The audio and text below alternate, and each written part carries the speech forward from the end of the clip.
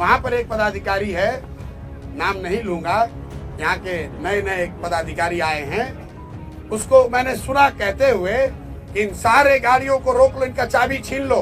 अभी जुम्मा साल भर पहले अफसर बने हो, सारा नशा उतार देगी पब्लिक। कहता है कि सारे गाड़ियों का चाबी छीन लो, इनका मोबाइल जब्त कर लो। प्रशांत किशोर खड़े थे, लाठी चलाने का हिम्मत नहीं हुआ। प्रशांत किशोर चले गए तो माइक उठाकर उस पर कह रहे हो कि तुम्हारा नेता भाग गया। नमस्कार, आप देख रहे हैं दर्श न्यूज। मैं हूं आपके साथ रितेश शर्मा। बीपीएससी अभ्यर्थियों के लिए आमरण अनशन पर बैठे प्रशांत किशोर को लेकर के कल यानी दिन भर जो है यही चर्चा बनी रही कि प्रशांत किशोर जेल जाएंगे, क्योंकि सुबह सुबह पुलिस ने उन्हें जिस तरीके से उठाकर ले जाने का काम किया और 10 बजे के करीब उन्हें कोर्ट में पेश किया गया, जिसको लेकर के खूब हंगामा भी मचा और जो प्रशांत किशोर के समर्थक थे वो लगातार जय बिहार जय प्रशांत करके नारेबाजी भी करते हुए नजर आए थे। तो प्रशांत किशोर जो आमरण अनशन पर बैठे हैं, उनकी तरफ से जो है कल जेल से जब वो बाहर आ गए और उन्हें जो है अनकंडीशनल बेल मिल गई, जिसके बाद उन्होंने प्रेस कॉन्फ्रेंस करके आज की तारीख में कहा है कि वो आगे के आंदोलन की स्वरूप जो है वो तय करेंगे और उसका ऐलान करेंगे कि आखिर क्या रूपरेखा होगा आंदोलन का। लेकिन प्रशांत किशोर कल बहुत ज़्यादा गुस्से में दिखाई दे रहे थे और नीतीश कुमार पर बहुत ज़्यादा गुस्सा निकाल रहे थे। साथ में भाजपा पर भी उनका गुस्सा निकला है कि मलाई खाने के लिए अब जो है नीतीश कुमार के साथ सटे सटे चल रहे हैं। जब लाठी चार्ज हुआ, ये सब चीज़ें हुई, जब लाठियां चलाई गई थी, तब आप विरोध कर रहे थे और अब जब आप भाजपा के साथ सत्ता में अब जब आप आ गए हैं नीतीश कुमार के साथ, तो आप सिर्फ मलाई खाने की चाह में पड़े हुए हैं। इसके साथ ही साथ प्रशांत किशोर ने नीतीश कुमार के 3 बड़े अधिकारियों का बिना नाम लिए उन पर गुस्सा निकाला है।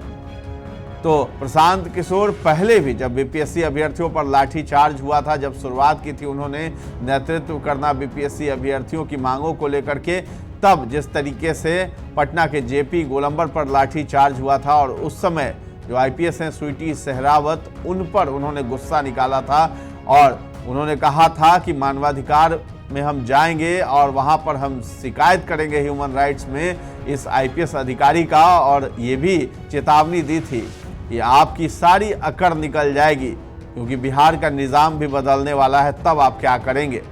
तो कोर्ट जाने का भी बात किया था प्रशांत किशोर ने, साथ ही साथ जो है ह्यूमन राइट्स में भी जाने की बात की थी और इसके बाद जो है फिर से प्रशांत किशोर ने वही बातें दोहराई हैं और इस बार जो है उनके रडार पर 3 बड़े अधिकारी हैं जो कि उनके रडार पर हैं और उनका बिना नाम लिए हुए वो उस पर हमला बोलते हुए नजर आए हैं। साथ ही साथ कल प्रेस कॉन्फ्रेंस में उन्होंने कहा है कि किस तरीके से उन्हें 6 से 8 घंटे तक घुमाया गया, लेकिन उन्होंने एक अन्य मार्ग पर जो है अगले साल चूड़ा दही का सुख नहीं भोग पाएंगे नीतीश कुमार और बिहार का मुख्यमंत्री कोई भी बने, लेकिन निश्चित है कि नीतीश कुमार अब बिहार के मुख्यमंत्री नहीं बनेंगे। तो क्या कुछ कहते हुए नजर आ रहे हैं प्रशांत किशोर, आप भी सुनिए। शारीरिक और मानसिक रूप से थके हुए नेता है जिनका अंतिम 10 महीना चल रहा है।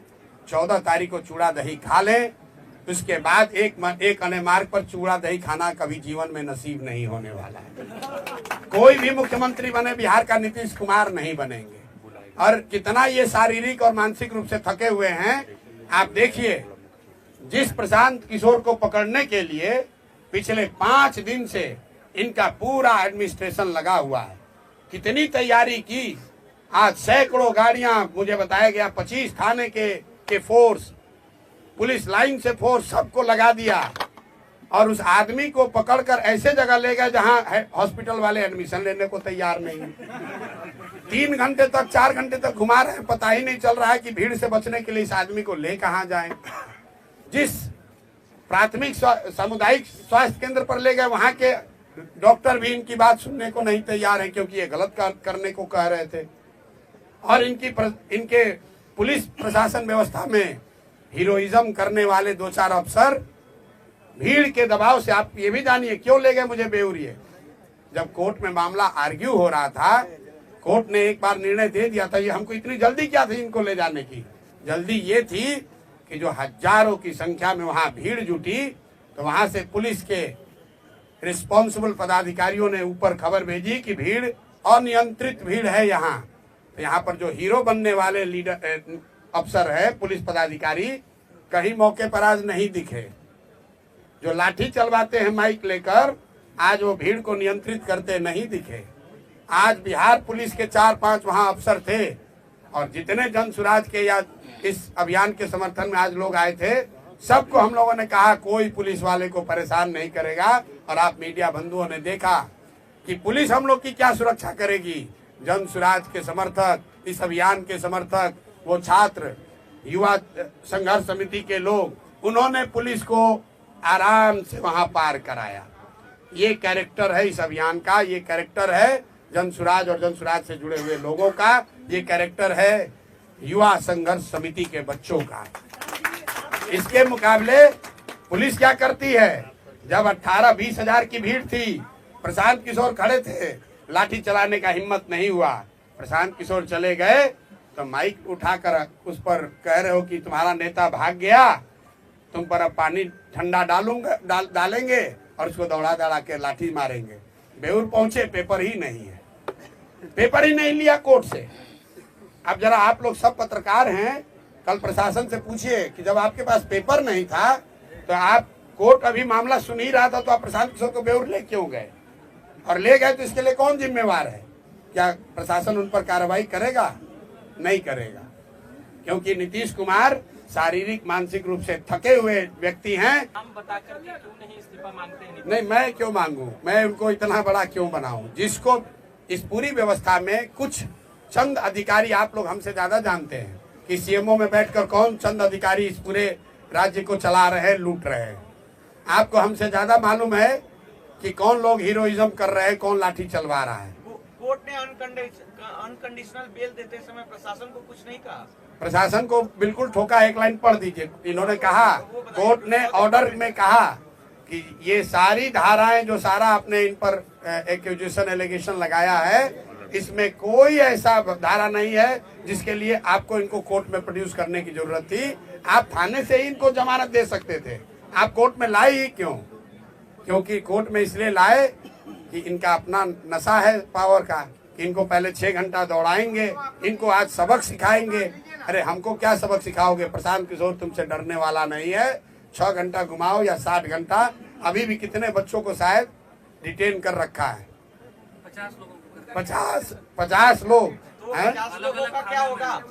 नहीं, रिहा अगर आज रात तक नहीं हुए तो कल इनका खबर लिया जाएगा कोर्ट के द्वारा। फिर जब हम पर इल्जाम है, हम छूट गए, तो हमारे साथ बच्चों को जो सो रहे थे, ठंड में सोए हुए बच्चों पर ताकत दिखाते हो, उनको डिटेन करते हो।